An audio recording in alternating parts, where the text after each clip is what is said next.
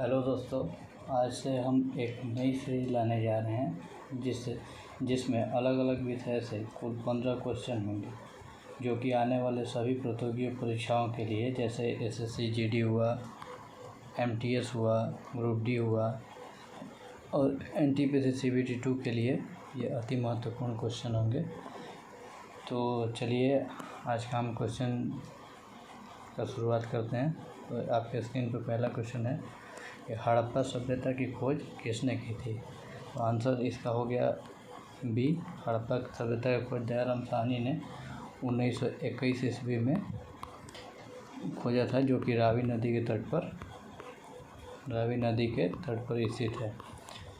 इसके जो निर्देशक थे वो जॉन मार्शल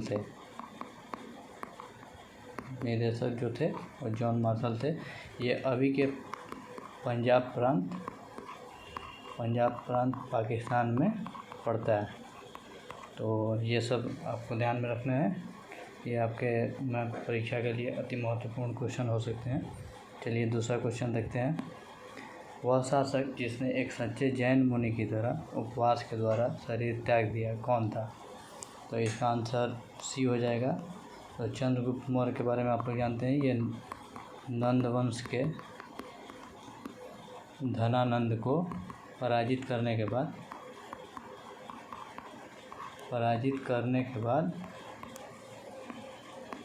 अपने गद्दी पर बैठा था। पराजित करने के बाद अपने गद्दी पर बैठा और मौर्य वंश की संस्थापक इसको माना जाता है। तो संस्थापक, ठीक है।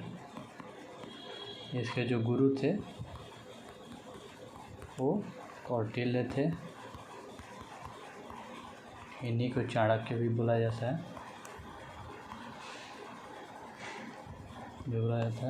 चलिए इस अगला प्रश्न देखते हैं। मस्तानी किस राजा की प्रेयसी थी। तो इसका आंसर बाजीराव पेशवा हो जाएगा, जो कि एक ब्राह्मण सेना नायक थे, ठीक है। इन्हें लोग अपराजित हिंदू सेनानी सम्राट भी कहते थे। उनको अपराजित हिंदू सेनानी सम्राट भी कहते थे, ठीक है। अगला क्वेश्चन चलिए देखते हैं। सुंदरवन की डेल्टा कौन सी नदी बनाती है। तो जैसा कि आप लोग जानते हैं, सुंदरवन का डेल्टा तीनों नदियाँ मिलकर बनाती हैं। तो इसका आंसर उपयुक्त सभी हो जाएगा, जिसमें गंगा की लंबाई 2525 किलोमीटर, जो कि गंगोत्री हिमनद से निकलती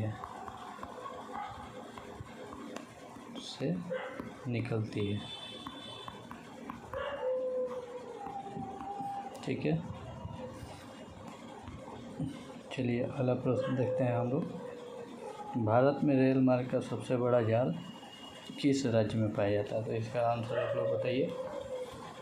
तो इसका आंसर हो जाएगा उत्तर प्रदेश, जो कि 18,726 किलोमीटर इसकी कुल लंबाई है। जब भारत के कुल रेल मार्ग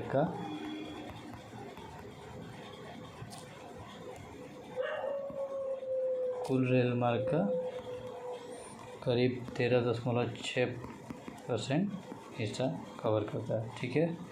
चलिए अगला प्रश्न देखते हैं। 1981 में स्थापित भारतीय वन सर्वेक्षण विभाग का मुख्यालय कहाँ है। तो इसका आंसर बताइए आप लोग। तो इसका आंसर देहरादून हो जाएगा, जो कि उत्तराखंड में है। उत्तराखंड की राजधानी है।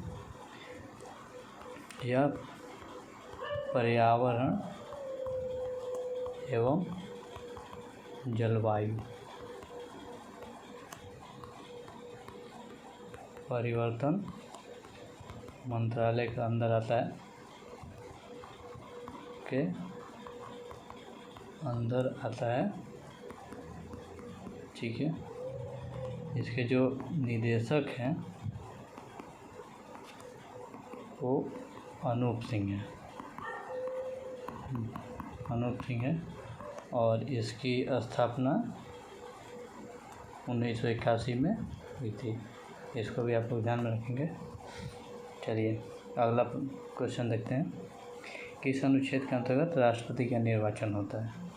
तो इसमें तो अनुच्छेद 54 हो जाएगा।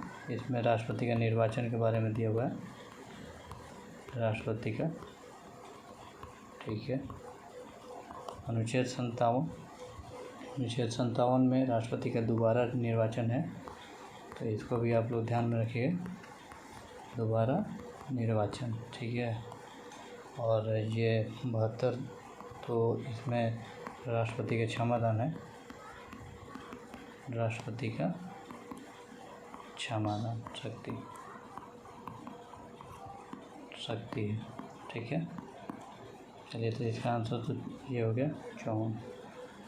चलिए अगला क्वेश्चन देखते हैं। भारतीय संविधान के अनुच्छेद 17 में निम्नलिखित में से किसका वर्णन किया गया? तो इसमें आप लोगों को अगर मालूम होगा तो इसमें अस्पृश्यता का वर्णन किया गया। उपाधियों का अंत अनुच्छेद 18 में दिया हुआ है। धार्मिक स्वतंत्रता जो है वो अनुच्छेद 25 से 28 में दिया हुआ उल्लिखित है, और ये 19(1) के ए में है, ठीक है। चलिए इसका अगला क्वेश्चन देखते हैं। भारतीय संविधान में मौलिक कर्तव्य कहाँ से लिया गया? तो इसका आंसर सोवियत संघ हो जाएगा। अमेरिका से मौलिक अधिकार लिए गए थे, अधिकार, और आयरलैंड से नीति निर्देशक तत्व, जैसे कि आप जानते होंगे, DPSP of this directive principle of state policy. और जर्मनी से हम लोग आपातकालीन शक्तियाँ लिए हैं, आपातकालीन शक्ति लिए हैं, ठीक है। चलिए अगला क्वेश्चन फिर देख लेते हैं हम लोग। नवजात शिशु में हड्डियों की संख्या लगभग कितनी होती है? तो नवजात शिशु में 300 होती है, और वयस्क मनुष्य में कुल हड्डियों की संख्या 206 होती है।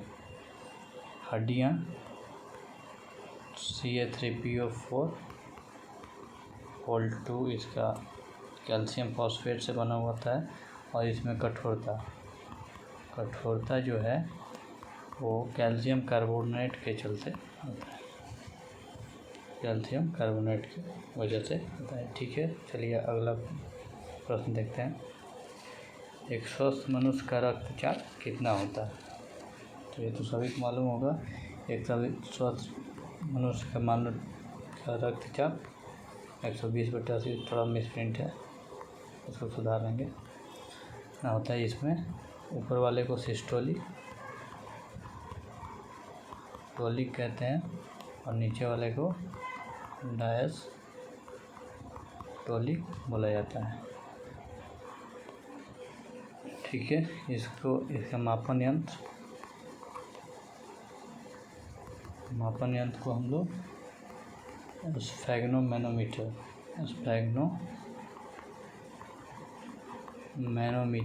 बोलते हैं। उच्च रक्तचाप से हाइपरटेंशन हो जाता है, ठीक है। इसको ध्यान में रखेंगे आप लोग। निम्न में से सबसे छोटी जीव कौन सी है? तो इसका तो सिंपल आंसर माइक्रोप्लाज्मा हो जाता है। चलिए अगला देखते हैं। दूध का pH मान कितना होता है? तो दूध का pH मान 6.6 होता है, और सभी को मालूम है कि रक्त का pH मान 7.4 होता है, तो इसको भी आप लोग ध्यान में रखेंगे। पृथ्वी से पलायन वेग का मान कितना होता है? तो इसका आंसर हो जाएगा, आंसर है, जब भी किसी वस्तु को हम धरती से आसमान की ओर फेंकते हैं तो गुरुत्वाकर्षण के कारण धरती की ओर खींचा चला जाता है, धरती की ओर आता है। लेकिन जब हम इसको किलोमीटर पर सेकंड के वेग से फेंकते हैं आसमान की ओर, तो ये पुनः धरती पर लौट कर नहीं आता है। ठीक है, चलिए अगला क्वेश्चन और आज का लास्ट क्वेश्चन है जिसको देखते हैं। चलिए, इनमें से कौन सा कार्बन का अप्रूफ नहीं है? तो इसका आंसर हो जाएगा डी, क्योंकि ग्रेफाइट, हीरा और फ्लोरीन तीनों कार्बन का अप्रूफ हैं, कार्बन के अप्रूफ हैं। और इसमें एक और भी कोयला भी आपका कार्बन का अप्रूफ होता है। ठीक है, तो इस प्रकार आज हम लोग 15 क्वेश्चन का सीरीज किए। इसी प्रकार प्रतिदिन आपको 15 क्वेश्चन का सीरीज मिलते रहेगा, जो कि आने वाले आपके किसी भी परीक्षा के लिए महत्वपूर्ण हो सकता है। तो इस वीडियो को ज़्यादा से ज़्यादा शेयर करें, लाइक करें और सब्सक्राइब करें चैनल को। ठीक है, धन्यवाद।